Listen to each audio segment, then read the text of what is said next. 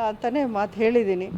ಹಾಗೆ ನಾನು ಬೇರೆ ಎಲ್ಲೂ ನಿಲ್ತಾ ಇಲ್ವಲ್ಲ, ಅದು ನಿಮಗೆ ಈಗ ಸ್ಪಷ್ಟ ಆಗಿದೆ. ನಾನು ಯಾವ ರೀತಿ ಪ್ರತಿಯೊಂದು ಹೆಜ್ಜೆಯಲ್ಲೂ ನನ್ನ ಮಾತು, ನಾನು ಕೊಟ್ಟಿರೋ ಮಾತು, ನನ್ನ ಕ್ಷೇತ್ರದ ಜನಕ್ಕೆ ನಾನು ಏನು ವಾಗ್ದಾನ ಮಾಡಿದ್ದೀನಿ ಅದನ್ನು ಪ್ರತಿಯೊಂದೂ ನಾನು ನಿಭಾಯಿಸ್ಕೊಂಡೇ ಬರ್ತಾಯಿದ್ದೀನಿ.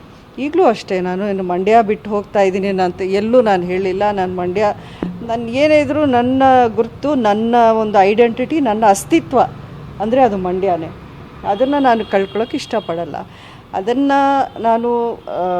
ಅದನ್ನು ನಾನು ಈ ವಿಷಯನ ಅವ್ರಿಗೆ ಹೇಳಿದ್ದೀನಿ. ನಾನು ವಿಜೇಂದ್ರ ಅವ್ರಿಗೆ ಖಂಡಿತ ಇನ್ನು ಫ್ಯೂ ಡೇಸಲ್ಲಷ್ಟೇ ನಾನು ಮಂಡ್ಯಕ್ಕೆ ಬಂದು ಅಲ್ಲೇ ನನ್ನ ಅಂತಿಮ ನಿರ್ಧಾರ ಅಂದರೆ ಫಸ್ಟ್ ರೌಂಡ್ ನಾನು ನಾಳೆ ಎಲ್ಲರನ್ನೂ ಮಾತಾಡಿಸಿ ಆಮೇಲೆ ನಾನು ಮಂಡ್ಯಕ್ಕೆ ಹೋಗಿ ಅಲ್ಲೇ ಒಂದು ಸಭೆಯನ್ನು ಕರೆದು ಅಲ್ಲೇ ನಾನು ನನ್ನ ನಿಲುವನ್ನು ಘೋಷಣೆ ಮಾಡ್ತೇನೆ. ಮೈತ್ರಿ ಟಿಕೆಟ್ ಕುಮಾರಸ್ವಾಮಿ ಅವ್ರಿಗೆ ಹೋಗಿರೋದ್ರಿಂದ ಸುಮಲತಾ ಮೇಡಮ್ ಅವ್ರಿಗೆ ಏನಾದರೂ ಅಸಮಾಧಾನ ಇದೆಯಾ?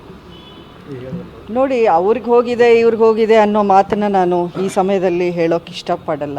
ನನ್ನ ಆಸೆ ಏನಿತ್ತು, BJP ಆ ಸೀಟನ್ನ ಉಳಿಸ್ಕೊಂಡ್ರೆ ನಾವು ಒಂದು ಒಳ್ಳೆ ಫೈಟ್ನ ಕೊಡ್ಬೋದಾಗಿತ್ತು. ಜಿಲ್ಲೆಯಲ್ಲಿ ಪಕ್ಷಕ್ಕೂ ಒಂದು ಫಸ್ಟ್ ಟೈಮ್ ಒಂದು ಅಸ್ತಿತ್ವ ಅನ್ನೋದನ್ನು ನಾವು ತರುವಂಥ ಒಂದು ಪ್ರಯತ್ನವನ್ನು ಮಾಡ್ಬೋದಾಗಿತ್ತು ಅಂತ ನನ್ನ ಫೈಟ್ ಇತ್ತು. ಈಗ ಅದಾಗಿಲ್ಲ. ಈಗ ಆಗೋಗಿರೋದನ್ನು ನಾವು ಮಾತಾಡಿ ಪ್ರಯೋಜನ ಇಲ್ಲ. ಸೊ ಮುಂದೆ ಏನು ಅನ್ನೋದು ನಾನು ಮುಂದಿನ ದಿನಗಳಲ್ಲಿ ನಾನು ತಿಳಿಸ್ತೀನಿ. ಕುಮಾರಸ್ವಾಮಿ ಅವ್ರನ್ನೇ ಒಂದು ಮಾತಾಡೋದು, ಸುಮಲತಾ ಅವರು ನನಗೇನು ಶಾಶ್ವತ ಶತ್ರು ಅಲ್ಲ ಅನ್ನೋ ಭೇಟಿಗೆ ಕೂಡ ನಾನು ಸಿದ್ಧ ಅಂತ ಒಂದು ಮಾತು ಹೇಳಿದ್ರು ನಿನ್ನೆನೂ ಕೂಡ. ಭೇಟಿಗೆ ಅಲ್ಲ, ಭೇಟಿಗೆ ನಂದೇನು ಆಕ್ಷೇಪನೂ ಇಲ್ಲ, ಅದರಲ್ಲೇನು ನನಗೇನು ತೊಂದರೆನೂ ಇಲ್ಲ. ಭೇಟಿ ಮಾಡೋದು ಯಾರೇ ಇದು ಅಂಬರೀಷ್ ಅವ್ರ ಮನೆ, ಯಾರೇ ಬಂದ್ರೂ ಅವ್ರಿಗೆ ಯಾವ ರೀತಿ ಗೌರವ ಕೊಟ್ಟು ನಾವು ರಿಸೀವ್ ಮಾಡ್ತೀವಿ ಅನ್ನೋದು ಈಗಲ್ಲ, ಮೊದಲಿಂದ ಅದನ್ನೇ ನಾವು ನೋಡಿ ಕಲಿತು ಬಂದಿರೋದು. ನಮ್ಮ ಮನೆಗೆ ಯಾರೇ ಬಂದ್ರೂ ನಮಗೆ ಅದು ಸ್ವಾಗತನೇ, ಅವ್ರಿಗೆ ಅಷ್ಟೇ ಗೌರವದಿಂದ ನಾವು ರಿಸೀವ್ ಮಾಡ್ತೀವಿ. ಸರ್, ನಿಮ್ಮ ಬೆಂಬಲಿಗರು ಮೈತ್ರಿ ನಾಯಕರನ್ನೇ ಬೆಂಬಲಿಸಬೇಕು ಅಂತ ಬಂದಾಗ ನೀವು ಕುಮಾರಸ್ವಾಮಿ ಪರವಾಗಿ ಏನಾದ್ರು ಕೂಡ ಕ್ಯಾಂಪೇನ್ ಪ್ರಚಾರಕ್ಕೆ ಏನಾದ್ರು ನೋಡಿ, ತುಂಬ ನಾನು ಒಂದು ಹೆಜ್ಜೆ ನಾನು ಇನ್ನೂ ಹಾಕಿಲ್ಲ, ನೀವು 10 ಹೆಜ್ಜೆದು ಕೇಳ್ತಾ ಇದ್ದೀರಾ.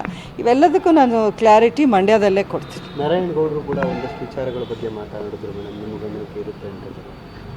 ಯಾವುದು ಹೇಳಿ? ಮೈಸೂರು ಫ್ಯಾಕ್ಟ್ರಿ ವಿಚಾರದಲ್ಲಿ ನನ್ನ ಒಂದಷ್ಟು ಕಾರ್ಯ ಕೂಡ ಇದೆ. ಸುಮಲತಾ ಅವರು ಒಬ್ಬರೇ ಅಲ್ಲ, ನಾನು ಕೂಡ ನಿಂತು ಮಾಡ್ತಿದ್ದೆ ಆ ಟೈಮಲ್ಲಿ ಅಂತ ಹೇಳ್ತಾ ಇದ್ದೆ. ಅಲ್ಲ, ನಾನು ಫಸ್ಟ್ ಮೈಶುಗರ್ ವಿಷಯದಲ್ಲಿ ನಾನು ನನ್ನ ಒಂದು ಪ್ರಯತ್ನ ಆರಂಭ ಮಾಡಿದಾಗ ನಾರಾಯಣಗೌಡರು ಇನ್ನೂ ಆವಾಗ BJP ಪಕ್ಷಕ್ಕೆ ಸೇರಿಕೊಂಡು ಇಲ್ಲ, ಮಿನಿಸ್ಟ್ರು ಆಗಿರಲಿಲ್ಲ. ಅವ್ರ ಪ್ರಯತ್ನ ಅಂದರೆ ಅವ್ರ ಸಪೋರ್ಟ್ ಇದ್ದೇ ಇದೆ, ನಾನು ಅದನ್ನು ಇಲ್ಲ ಅಂತ ಇಲ್ಲ. ಎಲ್ಲರೂ ಸಪೋರ್ಟ್ ಮಾಡಿದ್ರೇ ಅಂಥ ಒಂದು ದೊಡ್ಡ ವಿಷಯ ಆಗೋದು. ಬಟ್ ಅದರಲ್ಲಿ ನಾನು ಮುಖ್ಯವಾಗಿ ಕ್ರೆಡಿಟ್ ಕೊಡೋದು ಯಡಿಯೂರಪ್ಪನವ್ರಿಗೆ. ಅವರು ತುಂಬಾ ಸಪೋರ್ಟಿವ್ ಆಗಿ ನಿಂತು ಒಂದು ದೃಢ ನಿರ್ಧಾರ ಆ ಟೈಮಲ್ಲಿ ತಗೊಂಡ್ರು. ಅದನ್ನು ಮುಂದುವರಿಸಿ ಬೊಮ್ಮಾಯಿ ಅವರೂ ಅದಕ್ಕೆ ಒಂದು ಅನುದಾನ 50 ಕೋಟಿ ಕೊಟ್ಟು ಅದನ್ನು ಪುನಃ ಚಾಲನೆ ಮಾಡುವಂಥ ವಿಷಯ ಮಾಡಿದ್ರು. ಇದರಲ್ಲಿ ಎರಡನೇ ಮಾತಿಲ್ಲ. ಮೇಡಮ್, ವಿಜೇಂದ್ರ ಅವರು ಬೇರೆ ಆಫರ್ ಕೊಟ್ಟರು, ಭವಿಷ್ಯದಲ್ಲಿ ಅವರಿಗೆ ಒಳ್ಳೆ ಇದಿದೆ ಅಂತ ಹೇಳಿದ್ರು ಮಾತನಾಡುವಾಗ. ಈಗ ಈ ಸೀಟನ್ನು ಬಿಟ್ಟು ಬೇರೆ ಏನಾದರೂ ಆಫರ್ ಕೊಟ್ಟಿದ್ದಾರೆ? ಅಲ್ಲ, ಈ ಸೀಟನ್ನು ಬಿಟ್ಟು ಬೇರೆ ಆಫರ್ ಅಂದರೆ ಲೋಕಸಭಾ ಸೀಟ್ ಬಿಟ್ಟು ಬೇರೆ ಏನಾದರೂ ರಾಜ್ಯಸಭಾ? ಇಲ್ಲ, ಆ ರೀತಿ ನಾವು ಮಾತಾಡೂ ಇಲ್ಲ, ಆ ರೀತಿ ಕೇಳೋ ಅಭ್ಯಾಸನೂ ನನಗಿಲ್ಲ. ಆ ರೀತಿ ಕೇಳಿ ಪಡ್ಕೊಳ್ಳೋ ಒಂದು ಅಭ್ಯಾಸ ಇದ್ದಿದ್ರೆ ಆ ಕಥೆನೇ ಬೇರೆ ಥರ ಇರ್ತಾ ಇತ್ತು. ಇವತ್ತು ನೀವು ಇದನ್ನೆಲ್ಲ ಕೇಳ್ತಾನೆ ಇರಲಿಲ್ಲ ನಾನು ಮುಂದೆ ನಿಂತು. ಓಕೆ,